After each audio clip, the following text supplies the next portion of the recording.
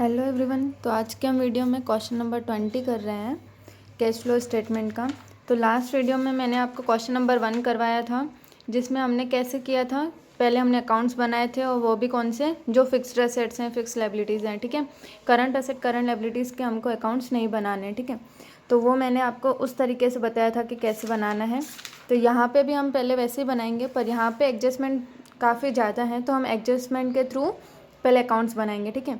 तो सबसे पहले आपको क्या करना है, क्वेश्चन में पहले पूरा क्वेश्चन रीड आउट कर देना है, ठीक है। एग्जाम में अगर आप क्वेश्चन ये फर्स्ट टाइम कर रहे हो तो कैसे करोगे, तो सबसे पहले आप क्वेश्चन रीड आउट कर दोगे। उसके बाद है एडिशनल इन्फॉर्मेशन में जो भी दिया हुआ है, land and building having original cost of ₹4,20,000 and return down value of ₹3 lakh have been sold for ₹4,80,000 out of the profit on the sale the capital profit has been transferred to capital reserve and the revenue profit has been credited to profit and loss account।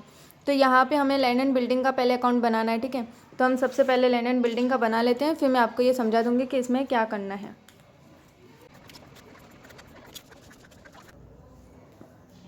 तो यहाँ पे है land and building having original cost 4,20,000। Land and building की original cost कितनी है, 4,20,000, और return down value है 3 लाख, ठीक है। तो 4,20,000 है ओरिजिनल कॉस्ट, और रिटर्न डाउन वैल्यू है 3 लाख, ठीक है। तो जो 3 लाख है रिटर्न डाउन वैल्यू है, मतलब वो आफ्टर डेप्रिसिएशन की है, ठीक है। मतलब 4,20,000 में से 3 लाख माइनस करोगे तो जो डिफरेंस आएगा 1,20,000 को, वो हमारा डेप्रिसिएशन है, ठीक है। तो अभी जो बिल्डिंग की वैल्यू है वो 3 लाख है, ठीक है। अब हमने उसको सेल किए 4,80,000 में, ठीक है। तो हमें 1,20,000 का जो है प्रॉफिट मिल रहा है, ठीक है। Out of the profit on the sale capital profit has been transfer to capital reserve. तो जो प्रॉफिट हमें हो रहा है ना, जो 3 लाख का, जो हमारी लैंड एंड बिल्डिंग की वैल्यू 3 लाख है और हमने सोल्ड किया 4,80,000 में, तो जो प्रॉफिट हो रहा है हमारा जो 1,80,000 का, तो प्रॉफिट में से जो sale the capital profit has been transfer to capital reserve, तो जो कैपिटल प्रॉफिट है वो हमें कैपिटल रिजर्व में ट्रांसफर करना है। And the revenue profit has been credited to PNL account, और रेवेन्यू प्रॉफिट है जो वो हमें क्रेडिट करना है पीएनएल अकाउंट में, ठीक है। तो हमें सबसे पहले ये पता करना रहेगा कि प्रॉफिट में कैपिटल प्रॉफिट क्या होता है, रेवेन्यू प्रॉफिट क्या होता है, ठीक है। तो सबसे पहले हम एंट्री कर लेते हैं, फिर मैं आपको समझा दूंगी कि वो क्या होता है। तो सबसे पहले लैंड एंड बिल्डिंग अकाउंट बना लिया, तो असेट है, तो यहाँ पे बैलेंस ब्रो डाउन लिखेंगे।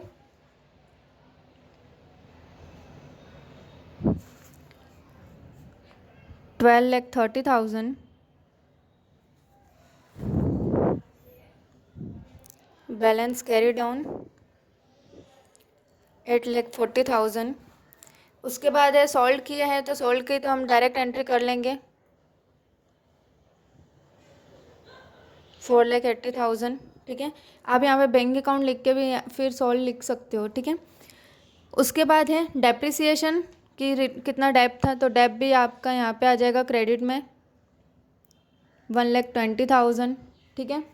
अब हमें दो टाइप के प्रॉफिट दे रखे हैं कि कैपिटल प्रॉफिट और रेवेन्यू प्रॉफिट। तो अब यहाँ पे क्या होता है, मैं इसके नीचे नोट लिख देती हूँ। जो रेवेन्यू प्रॉफिट होता है वो क्या होता है, डेप्रिसिएशन के इक्वल्स टू होता है, ठीक है। Revenue profit most of an और रेवेन्यू प्रॉफिट डेप्रिसिएशन के इक्वल्स टू ही होता है, ठीक है। तो अगर डेप्रिसिएशन 1,20,000 है तो रेवेन्यू प्रॉफिट भी कितना होगा, 1,20,000। तो यहाँ पे हमें पीएनएल में क्रेडिट करना है, तो हम यहाँ पे पीएनएल लिख के प्रॉफिट 1,20,000, जितना डेप है उतना। उसका जो बाकी का है वो हमें कैपिटल प्रॉफिट में लिखना है। कैपिटल प्रॉफिट जो है वो ट्रांसफ़र करना है कैपिटल रिजर्व में, ठीक है। तो यहाँ पे हम लिखेंगे कैपिटल रिजर्व प्रॉफिट। कितना बचा, 1,80,000 में से जो, अगर 1,80,000 है वो उसमें से 1,20,000 जो है वो रेवेन्यू हो गया, ठीक है। तो जो बचा 60,000 वो क्या हो जाएगा, कैपिटल प्रॉफिट, ठीक है। कैपिटल प्रॉफिट हो जाएगा जिसको हमने कैपिटल रिजर्व में ट्रांसफ़र कर दिया, ठीक है। तो इतना हमारा ये पूरा कंप्लीट हो चुका है। तो अब हम इसको क्या कर देंगे, बंद।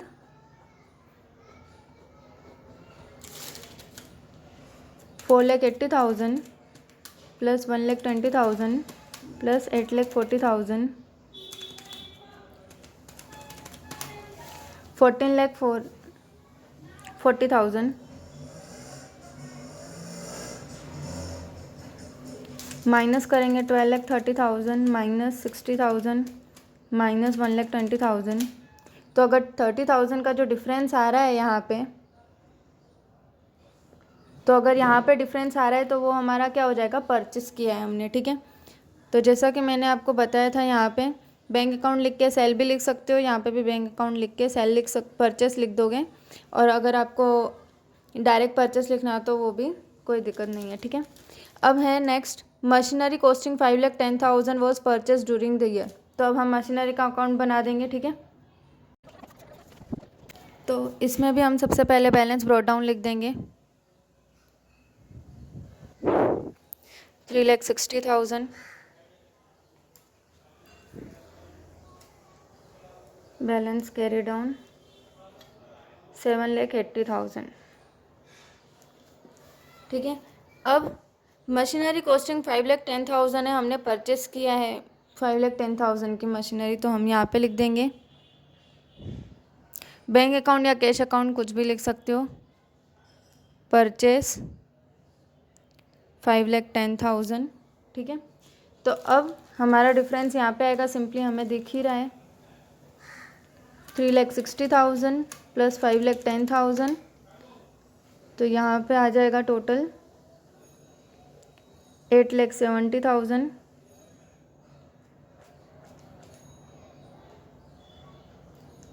माइनस करेंगे 7,80,000, तो जो यहाँ पे 90,000 का डिफरेंस आया है वो क्या हो जाएगा, P&L में डेप हो जाएगा, ठीक है। यहाँ पे सेल नहीं आएगा, यहाँ पे डेप्रिसिएशन आएगा, क्योंकि यहाँ पे हमने परचेस किया है, ठीक है। तो ये टोटल मशीनरी हमारे पास इतनी है, इतना बैलेंस कैरी डाउन है, तो जो यहाँ पे बच रहा है वो क्या हो जाएगा, डेप्रिसिएशन, ठीक है। अब थर्ड है, डिबेंचर व इशूड एट 10% डिस्काउंट। तो डिबेंचर हमने इशू किए 10% डिस्काउंट से, तो डिबेंचर और डिबेंचर डिस्काउंट अकाउंट दोनों बना लेंगे। यहाँ पे डिबेंचर अकाउंट है, 15% के डिबेंचर दिए हुए हैं, यहाँ पे डिबेंचर डिस्काउंट अकाउंट है, तो हम दोनों यहाँ पे बना लेंगे।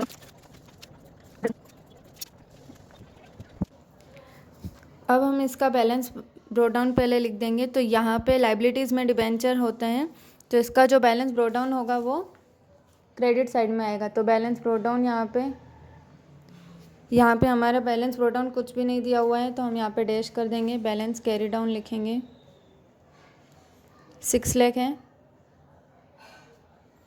डिबेंचर डिस्काउंट अकाउंट में बैलेंस ब्रोड डाउन इस साइड आएगा, क्योंकि ये एसेट में है, तो बैलेंस ब्रोड डाउन यहाँ पे भी नहीं है, और बैलेंस कैरी डाउन 36,000। अब यहाँ पे हमें बोल रहा है डिबेंचर इशू किए हैं 10% डिस्काउंट से, ठीक है। तो डिबेंचर में हमने डिस्काउंट दिया है, तो 6 लाख का 10% 60,000, ठीक है। तो वो हम यहाँ पे लिख देंगे 60,000 debenture discount,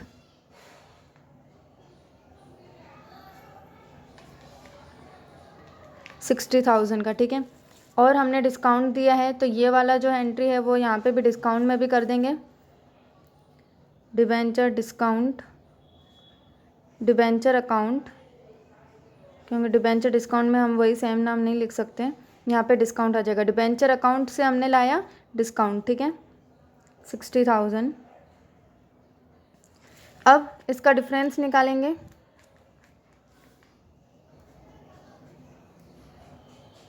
six lakh 60,000 debenture discount हो गया, तो 5,40,000। तो वो जो डिफरेंस आया वो हम किस में लिखेंगे, बैंक अकाउंट में, ठीक है। और यहाँ पे 60,000 टोटल हो गया,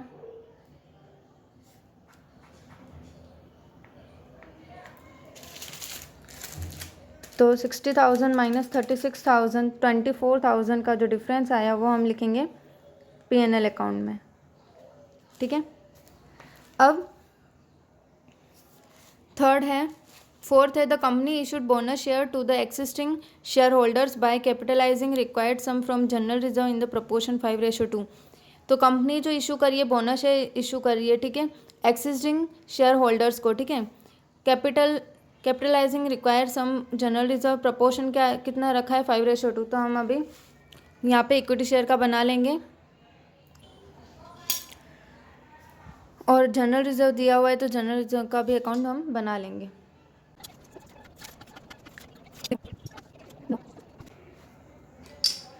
तो अब हमें यहाँ पे समझना होगा कि the company issued bonus share to the existing share holders, ठीक है, कंपनी बोनस शेयर देती है। अब सबसे पहले हमें देखना होगा कि करंटली हमारे पास कितने शेयर होल्डर्स हैं, ठीक है। तो कंपनी करंटली हमारे पास हैं 12 लाख शेयर होल्डर्स, ठीक है। अब जो बोनस शेयर होता है ना, वो हमेशा स्टार्टिंग में जो शेयर होल्डर्स होते हैं ना, उनको ही दिया जाता है। जो बोनस शेयर होता है ना, कंपनी इशू करती है बोनस शेयर, वो हमेशा जो स्टार्टिंग के शेयर होल्डर्स होते हैं ना, उनको ही देती है, ठीक है। तो और लास्ट वालों को नहीं, जो लास्ट ईयर में आए हैं उनको नहीं, ठीक है। तो अभी स्टार्टिंग में कितने थे, 12 लाख हैं। एक शेयर कितना का है, 10 रुपीज़ का। तो डिवाइड बाय करेंगे तो 1 लाख जो 20,000 आएगा, उतने शेयर होल्डर्स हैं, ठीक है। तो सबसे पहले हम यहाँ पे देखेंगे 12 लाख के हैं शेयर होल्डर्स, हमारे पास कितने हैं, 12 लाख शेयर होल्डर्स। कितने प्राइस हैं, 12 लाख, ठीक है। एक प्राइस कितने की है, 10 रुपीज़ की। तो डिवाइड करेंगे तो 1,20,000, मतलब इतने हमारे पास हैं शेयर होल्डर्स अभी के, ठीक है। करंटली हमारे पास इतने हैं, ठीक है। अब बोनस शेयर कितना देना है, रेशो क्या दिया है, 5:2। 5:2 का मतलब क्या होता है कि हमारे पास ओल्ड जो शेयर होल्डर्स हैं, ओल्ड शेयर होल्डर्स और बोनस शेयर। अब अगर ओल्ड शेयर होल्डर्स 5 है ना, तो उनको बोनस शेयर कितना देना है, 2, ठीक है। अगर 5 शेयर होल्डर्स हैं तो उनको बोनस शेयर देना है 2। मैंने यहाँ पे ओल्ड क्यों लिखा है, क्योंकि बोनस शेयर है ना, जो स्टार्टिंग में होते हैं उनको ही देना होता है, ठीक है। स्टार्टिंग में जो है हमारे पास 12 लाख हैं, 12 लाख शेयर्स हैं हमारे पास, ठीक है। डिवाइड बाय 10 किया, मतलब हमारे पास स्टार्टिंग में अभी कितना है, 1,20,000 शेयर होल्डर्स हैं, ठीक है। तो अगर स्टार्टिंग में अगर 5 है तो उनको 2 बोनस शेयर देना है। तो अगर 1,20,000 होंगे तो कितना आएगा, तो 1,20,000 क्रॉस मल्टीप्लिकेशन करोगे इंटू 2 डिवाइड बाय 5, तो 48,000, ठीक है। तो अगर 1,20,000 शेयर होल्डर्स हैं तो उनको कितना मिलेगा बोनस शेयर, 48,000, ठीक है। अब 48,000 तो शेयर होल्डर्स हो गए, ठीक है, बोनस शेयर वाले। अब एक कितने का था, 10 रुपीज़ का, तो इंटू 10 करेंगे तो हमारे पास टोटल बोनस शेयर्स कितने हो गए, 4,80,000, ठीक है। तो अब 4,80,000 है, वो हमारे पास बोनस है। तो हम इक्विटी शेयर में यहाँ पे लिख देंगे। सबसे पहले मैं बैलेंस ब्रोट डाउन यहाँ पे लिख दूँगी, जो कि हमारा बाकी है। तो बैलेंस ब्रोट डाउन, जैसे कि यहाँ पे है लाइबिलिटीज़ में, तो बैलेंस ब्रोट डाउन यहाँ पे आएगा। यहाँ पे मिस्टेक मत करना बैलेंस ब्रोट डाउन लिखने में, ठीक है। तो 12 लाख है तो यहाँ पे 12 लाख लिख लिया। Balance carry down 21 lakh. तो बोनस हम यहाँ पे लिखेंगे, जनरल रिजर्व में हमें डालना है, ठीक है। सम फ्रॉम जनरल रिजर्व प्रपोर्शन 5:2। तो जनरल रिजर्व यहाँ पे बोनस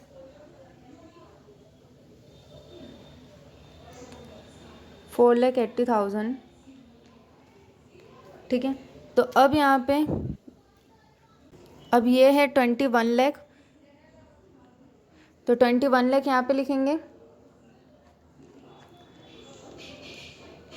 21 लाख माइनस करेंगे 12 लाख, माइनस करेंगे 4,80,000। तो 4,20,000 आया, वो हमारा किस में जाएगा, बैंक अकाउंट में,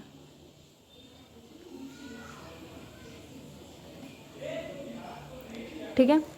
अब जनरल रिजर्व में बोनस, ये जो है जनरल रिजर्व में गया, तो इसकी यहाँ पे हो जाएगी एंट्री, इक्विटी शेयर बोनस 4,80,000, ठीक है। अब यहाँ पे भी बैलेंस ब्रोट डाउन यहाँ पे लिख देंगे। जनरल रिजर्व का 8,40,000, बैलेंस कैरी डाउन 5,40,000,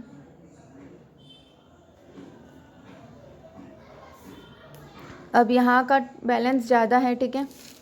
4,80,000 प्लस 5,20,000, 5,40,000 है, 4,80,000 प्लस 5,40,000, 10,20,000। यहाँ पे भी लिख देंगे 10,20,000, माइनस करेंगे 8,40,000। तो 1 लाख जो 80,000 आया, वो हमारा किस में जाएगा, P&L अकाउंट में, ठीक है। तो आई होप आपको ये समझ में आया होगा। अब फिर फिफ्थ है paid proposed dividend of the last year and also paid interim dividend of ₹72,000। तो इसकी entry direct cash flow statement में होगी, तो उसमें हम देख लेंगे, ठीक है। अगर आपको अकाउंट बनाना है तो अकाउंट भी बना सकते हो, और या तो हम डायरेक्ट एंट्री भी कर सकते हैं, ठीक है। तो लास्ट जो सम किया था हमने उसमें मैंने आपको बताया था, अगर नहीं होगा तो फिर से हम बता देंगे, ठीक है। आप कमेंट करके बता देना। पेड जो है 2,60,000 as a tax for the last year. Tax हमने पेड किया है 2,16,000 का, और यहाँ पे टैक्स प्रोविज़न कितना है 2,40,000 का। तो स्टार्टिंग जो है हमारा 2,40,000 है, पर हमने पे कितना किया है, सिर्फ 2,60,000 ही किया है, ठीक है। तो इसलिए हमें अकाउंट बनाना पड़ेगा प्रोविज़न फॉर टैक्सेशन का, क्योंकि ये दोनों डिफरेंट हैं।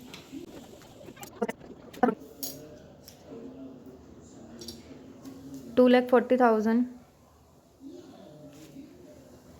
Balance carry down 2,76,000। अब हमने पे किया है तो पे का हमने यहाँ पे लिखेंगे, ठीक है। लास्ट मैंने क्वेश्चन में भी आपको समझाया था, कैश अकाउंट पेड 2,16,000, ठीक है। तो जो यहाँ पे डिफरेंस आएगा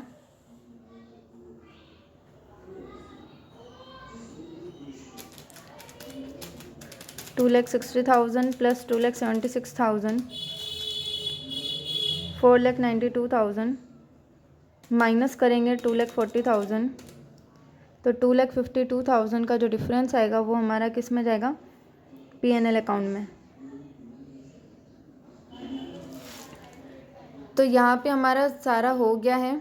अब हमें कैश फ्लो स्टेटमेंट बनाना है, तो अब वो हम तैयार करेंगे।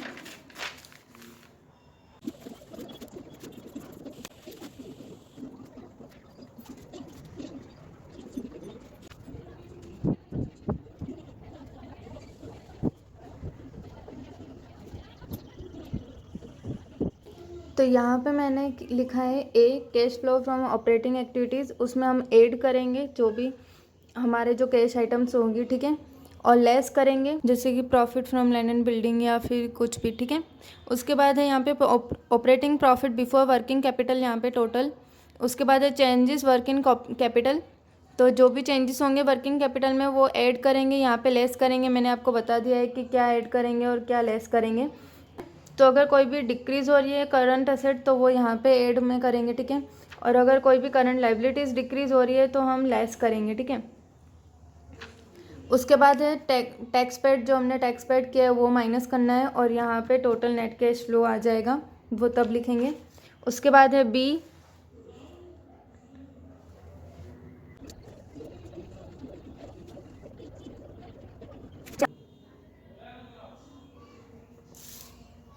अब सबसे पहले हम सारे जो अकाउंट्स हैं उनका बैलेंस लिख लेते हैं कि उसमें से क्या क्या लिखना है, ठीक है।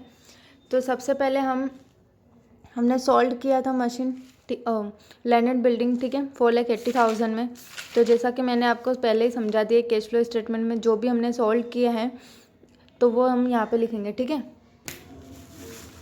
उसके बाद है यहाँ पे भी cash flow from investing activities add करेंगे और लेस करेंगे, ठीक है। जो भी यहाँ पे मैं आपको बता दूँगी, कोई भी सेल किया तो यहाँ पे ऐड, और कुछ भी परचेस किया है तो यहाँ पे लेस करेंगे। उसके बाद है फाइनेंशियल एक्टिविटीज़, तो उसमें भी अगर कोई भी इक्विटी शेयर हमने इशू किए हैं, डिबेंचर इशू किए हैं तो यहाँ पे हम ऐड में लिखेंगे। लेस में कुछ भी डिविडेंड आ गया, ठीक है, इंटरिम डिविडेंड आ गया तो हम यहाँ पे लिखेंगे।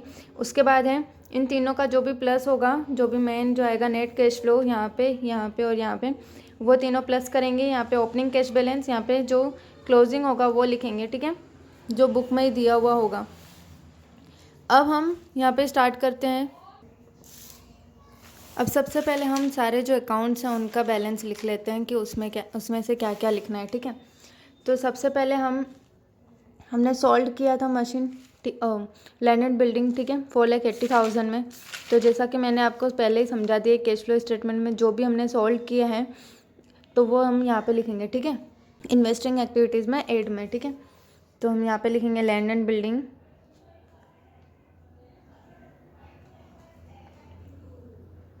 सेल किया है 4,80,000। उसके बाद है एक हमने ये वाली एंट्री की कैश फ्लो स्टेटमेंट में, ठीक है, उसके बाद है कैपिटल रिजर्व में ये गया। परचेस की 30,000 परचेस की एंट्री करेंगे हम, तो लैंड एंड बिल्डिंग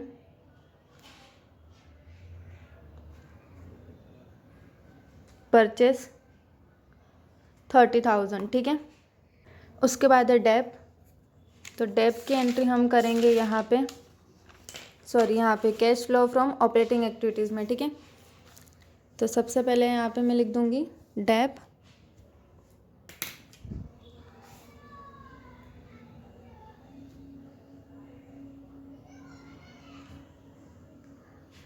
$1,20,000 वो यहाँ पे अंदर लिखना था, तो यहाँ पे मैंने लिख दिया, ठीक है।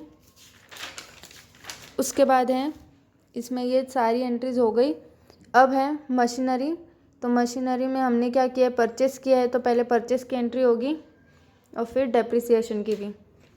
तो यहाँ पे मैं टिक कर लेती हूँ आपको कौन कौन सी एंट्री करनी है, परचेस की और डेप्रिसिएशन की कैश फ्लो स्टेटमेंट में, ठीक है। तो डेप्रिसिएशन की तो यहाँ पे कर लोगे, प्लांट एंड मशीनरी डेप 90,000, ठीक है। और यहाँ पे परचेस किया है प्लांट एंड मशीनरी 90,000। उसके बाद है डिबेंचर, तो डिबेंचर यहाँ पे हमने बैंक अकाउंट है, ठीक है। तो इसकी एंट्री होगी डिबेंचर अकाउंट के 5,40,000 हमने इशू किया है, तो यहाँ पे इशू किया है तो फाइनेंशियल एक्टिविटीज़ में, ठीक है। तो डिबेंचर इशू कितने का किया है, 5,40,000।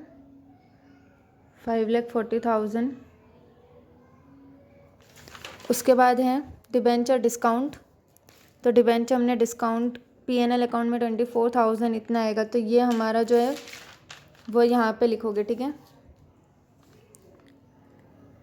Debenture discount 24,000। उसके बाद है इक्विटी शेयर, तो इक्विटी शेयर हमारा यहाँ पे बैंक अकाउंट में 4,20,000 है, मतलब वो हमने इशू किए हैं, तो इशू में लिख देंगे यहाँ पे इक्विटी शेयर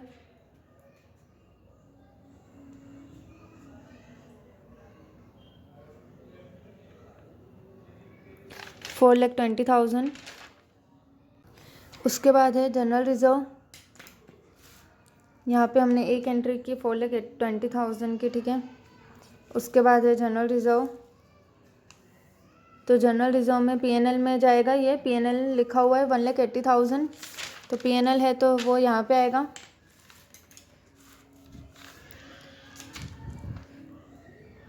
जनरल रिजर्व 1,80,000।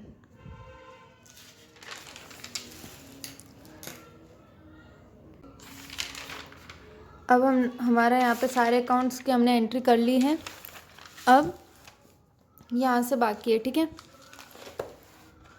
तो सबसे पहले हम यहाँ पे प्रॉफिट लिख देंगे,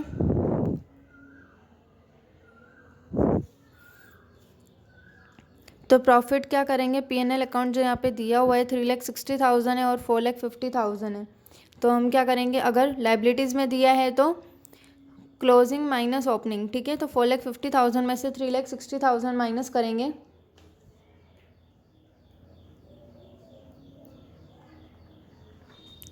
तो 4,50,000 में से 3,60,000 माइनस करना है, तो 90,000 यहाँ पे आ जाएगा।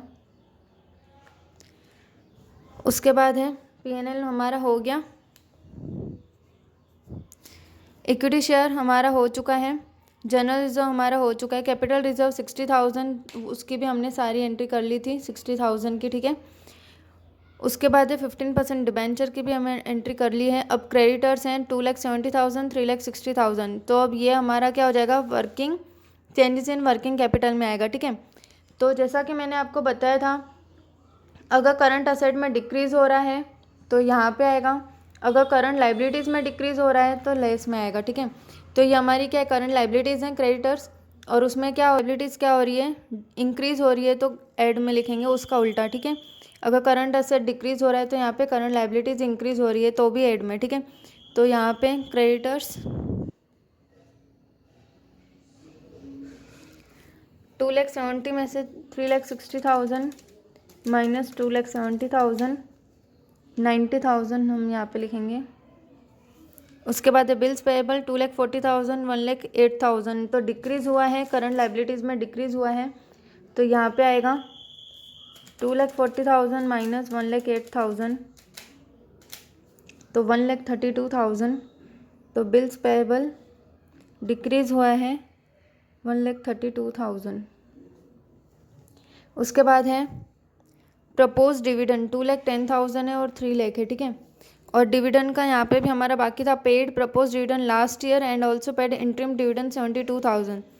तो हमारा जो लास्ट ईयर का है हमने वो डिविडेंड पे किया है, paid propose dividend last year का, और हमने इंटरिम डिविडेंड 72,000 भी पे कर दिया है, पर स्टार्टिंग का हमारा पे करना बाकी है प्रपोज डिविडेंड 2,10,000। तो उसकी एंट्री हम कहाँ पे करेंगे, डिविडेंड पेड की यहाँ पे स्टार्टिंग में है जो 2,10,000 प्रपोज डिविडेंड है जो हमें पेड करना है, तो हम यहाँ पे लिखेंगे डिविडेंड 2,10,000। और जो क्लोजिंग वाला है प्रपोज डिविडेंड वो यहाँ पे 3 लाख। उसके बाद है इंटरिम डिविडेंड भी हमने पे किया है, तो इंटरिम डिविडेंड यहाँ पे 72,000, उसकी 2 एंट्री हो जाएगी, एक यहाँ पे आ जाएगा।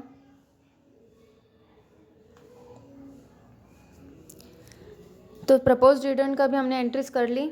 स्टाफ पेंशन फंड 30,000 है, इंक्रीज हुआ है 60,000, करंट लायबिलिटीज़ में इंक्रीज हुआ है, तो हम यहाँ पे लिखेंगे स्टाफ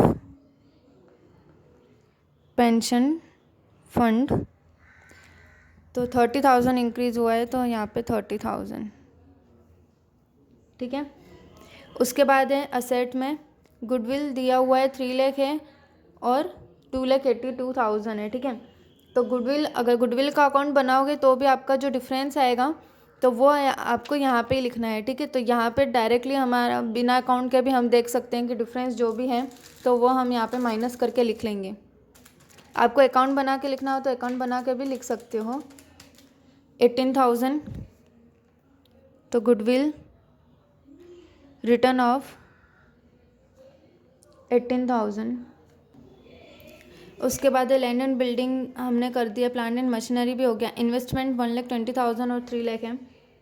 इन्वेस्टमेंट है 1,20,000 और 3 लाख। इन्वेस्टमेंट का भी अकाउंट बनाओगे तो आपका जो भी डिफरेंस आएगा वो डेबिट साइड आएगा, तो वो हमारा क्या हो जाएगा परचेस। तो 3 लाख में से हम माइनस करेंगे 1,20,000, तो परचेस आएगा हमारा 1,80,000 का, ठीक है।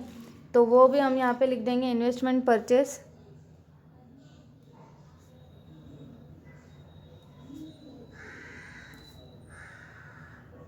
1,80,000, ठीक है। उसके बाद है स्टॉक, जो कि हमारा वर्किंग कैपिटल में आएगा। स्टॉक जो है 4,80,000 है और 10,50,000 इंक्रीज़ हुआ है हमारा। कितना इंक्रीज़ हुआ है, 10,50,000 माइनस 4,20,000,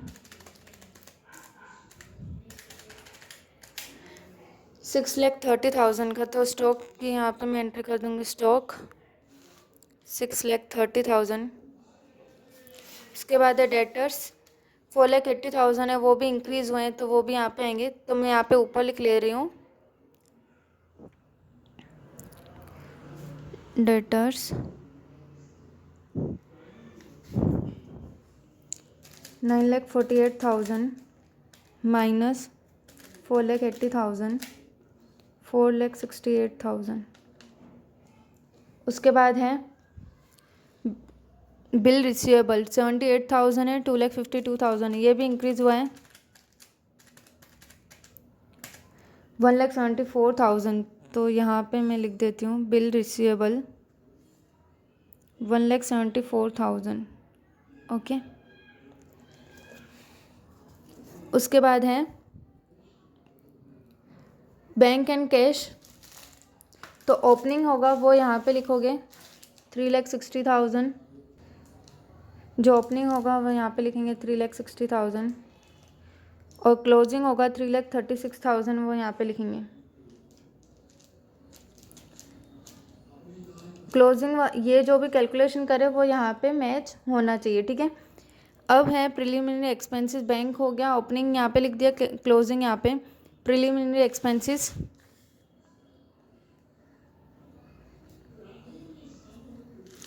तो 42,000 है यहाँ पे, 42,000 है, 30,000 तो जो डिफरेंस आएगा वो यहाँ पे लिख देंगे 12,000। उसके बाद डिबेंचर डिस्काउंट हमारा हो चुका है। अब हम सारे अकाउंट्स क्लोज करेंगे। यहाँ पे लेस में आपका यहाँ पे लिखोगे जो भी प्रॉफिट हुआ था हमारा, तो हमारा प्रॉफिट कितना हुआ था 1,20,000 का P&L लिखा हुआ है, प्रॉफिट 1,20,000, तो उसी की एंट्री करनी है, ठीक है।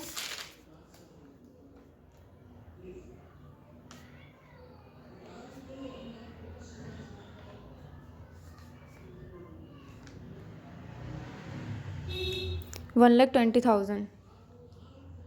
तो अब हम सारा टोटल करेंगे। पहले इसको यहाँ पे हम बाहर लिखेंगे 1,20,000 प्लस 90,000, ये 90,000 है, plus 24,000 plus 1,80,000 plus 3 lakh plus 72,000 plus 2,52,000 plus 18,000 plus 12,000,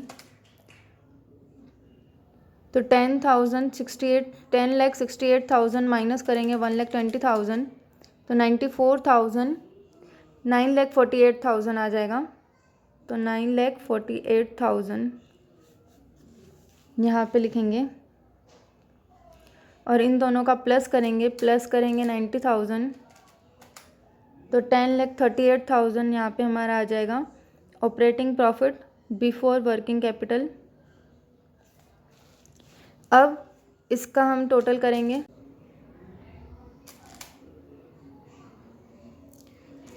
अब हम इसे कैलकुलेट करेंगे। पहले 90,000 प्लस 30,000 और लेस है तो यहाँ पे हमें माइनस करना है। माइनस डेटर्स है 4,68,000 माइनस 1,32,000 माइनस 6,30,000 माइनस 1,74,000।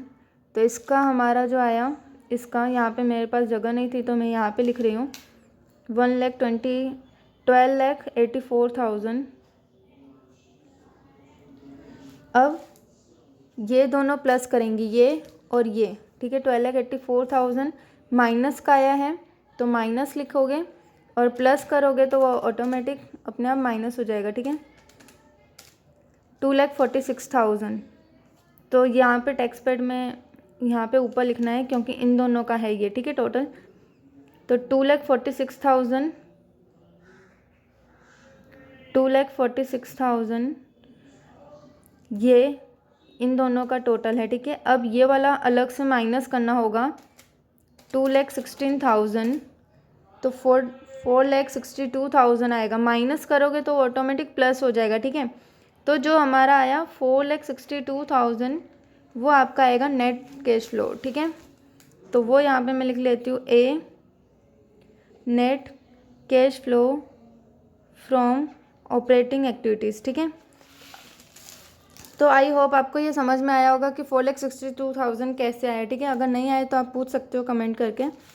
उसके बाद है लैंड एंड बिल्डिंग, के बाद है लैंड एंड बिल्डिंग का 4,80,000 माइनस करेंगे 30,000 माइनस 90,000 माइनस 1,80,000, तो 1,80,000 आएगा। यहाँ पे हमारी कुछ मिस्टेक्स हैं। प्लांट एंड मशीनरी परचेस लिखना था, प्लांट एंड मशीनरी परचेस 5,10,000, ठीक है। ये हमने डैप लिखा है तो यहाँ पे परचेस वाली प्राइस लिखेंगे 5,10,000।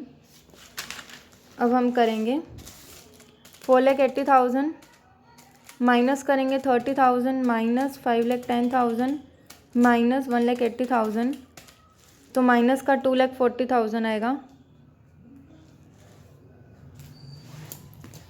तो वो बी यहाँ पे लिखेंगे net cash flow from investing activities. अब 5,40,000 प्लस 4,20,000 माइनस करेंगे 2,10,000 माइनस 72,000 तो 6,78,000 वो हमारा आ जाएगा C net cash flow from financial activities. अब A plus B plus C करना है। तो ए हमारा था माइनस का 4,62,000 माइनस का, ठीक है। फिर माइनस का 2,40,000, फिर प्लस करेंगे 6,78,000 तो यहाँ पे माइनस का 24,000